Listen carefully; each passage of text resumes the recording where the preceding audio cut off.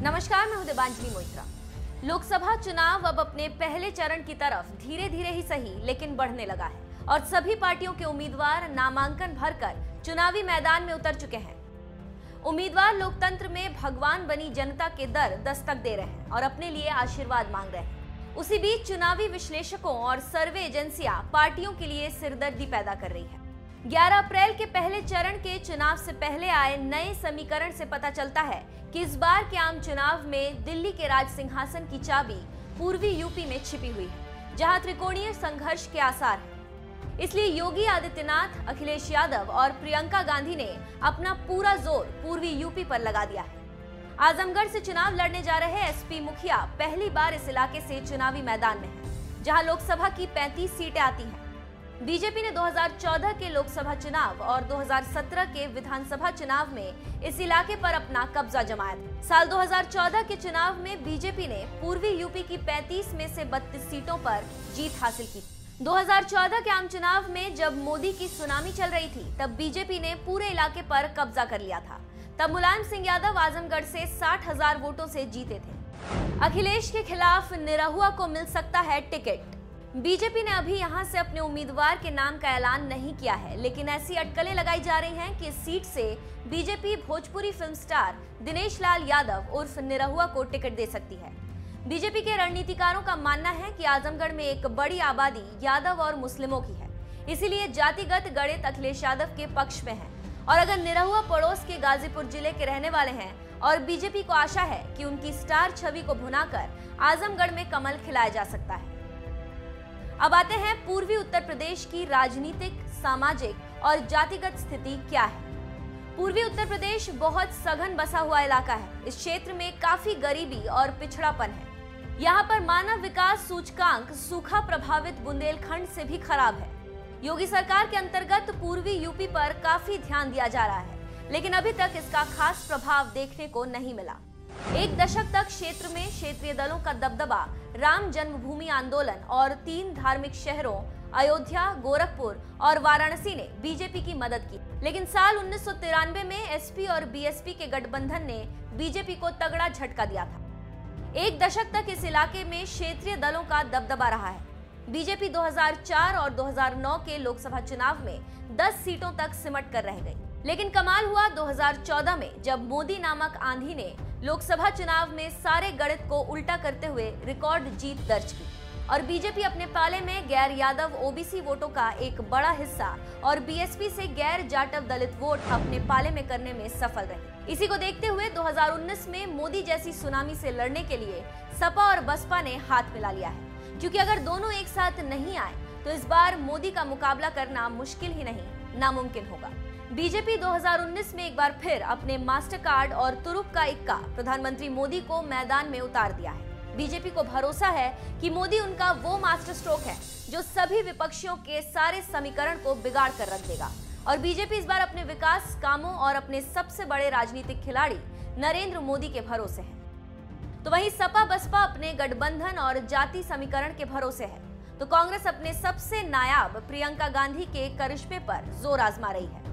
अब देखना होगा कि मोदी जैसे विराट ब्रांड बीजेपी के सामने गठबंधन और कांग्रेस, जो सियासी हलके में मेमने की तरह नजर आ रहे हैं, वो कैसे मोदी जैसे विशालकाय शेर का मुकाबला कर पाते हैं। ये तो आने वाले वक्त में ही पता चलेगा।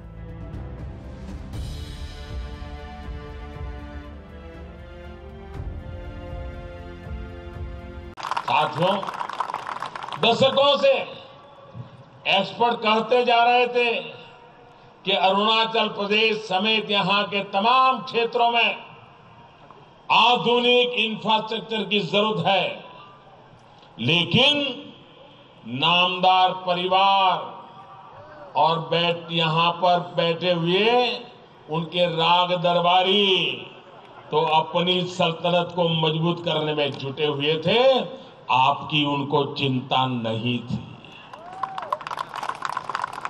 उनको सभी की भलाई से ज्यादा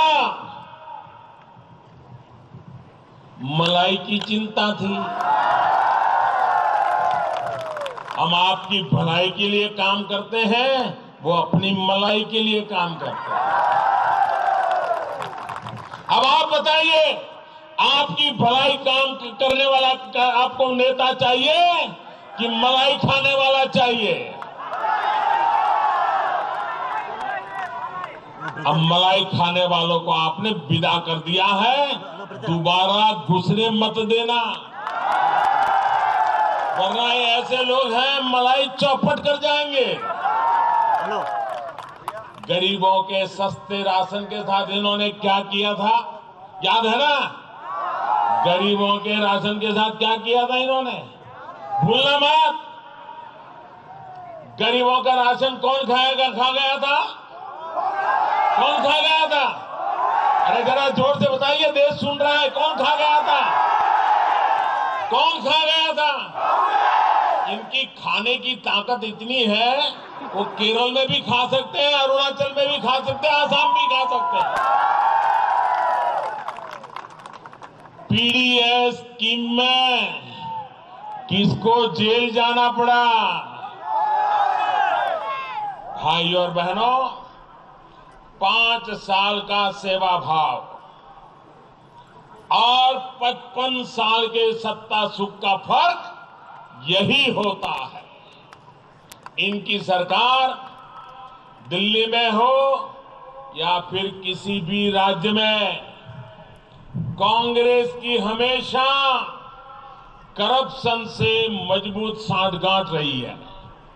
यही उनका महागठबंधन है, जो सबको बांधने वाला फेविकॉल करप्शन है। आपको पता है, यहां इनके जो नेता गरीबों की थाली से निवाला चुराते हैं, उन्हें प्रेरणा कहां से मिलती है? इनकी प्रेरणा है दिल्ली में बैठे वो नेता जो इनकम टैक्स चुराते हैं, किसानों की जमीन चुराते हैं, अखबार चलाने के लिए मुफ्त में दी गई सरकार जमीन से लाखों रुपए किराया कमाते हैं, देश के रक्षा सौदों में दलाली से भी अपनी प्रॉपर्टी बनाते हैं, खुद बेल पर है, खुद तो जमानत पर है, कोर्ट ने जमानत दी है। अगर जमानत न मिली होती तो कहां होते? जमानत न मिली होते तो कहां होते? अरे थोड़े में बच गए हो, थोड़े में बच गए हो। और जो बेल पर है वे चौकीदार को गाली दे रहे हैं। आपको ये गाली मंजूर है क्या? ये गाली मंजूर है क्या? आप भी चौकीदार हैं क्या? आप भी चौकीदार हैं क्या? मेरे साथ बोलिए, मैं भी।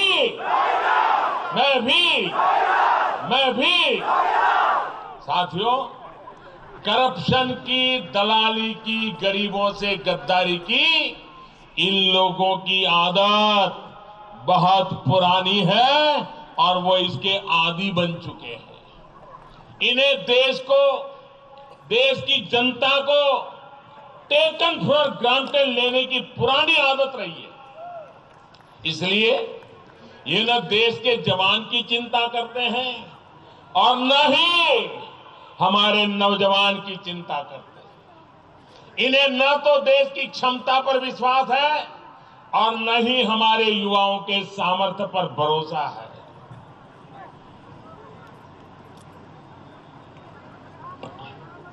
भारत जब भी बड़ी सफलता हासिल करता है,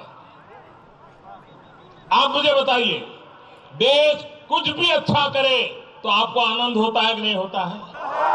खुशी होती है कि नहीं होती है? अच्छी खबर सुनने के बाद अपनों को फोन करके आप बताते कि नहीं बताते हैं? कितना गौरव होता है। पढ़ा लिखा हो, अनपढ़ हो, शहर में हो, गांव में हो, गरीब हो, अमीर हो, देश की अच्छी खबर आपको ताकत देती है कि नहीं है? आनंद देती है कि नहीं देती है? उत्साह देती है कि नहीं देती है? लेकिन ये ऐसे लोग हैं, जब देश कोई बड़ी सफलता हासिल करता है तो ये नामदारों, और उनके दरबारियों के चेहरे लटक जाते हैं, बस रोना बाकी रह जाता है। आपने सर्जिकल स्ट्राइक के समय ये खुद देखा है, जब भारत ने आतंकियों को घर में घुस करके मारा तो इनका क्या रवैया रहा, ये भी आपने देखा है। जब हमारे वैज्ञानिक दुनिया को हैरान कर देते हैं तो भी ये उसका मजाक उड़ाने के बहाने खोज लेते हैं। साथियों, जिस बात पर देश गर्व करता है उसी बात पर इन लोगों को दुख होता है।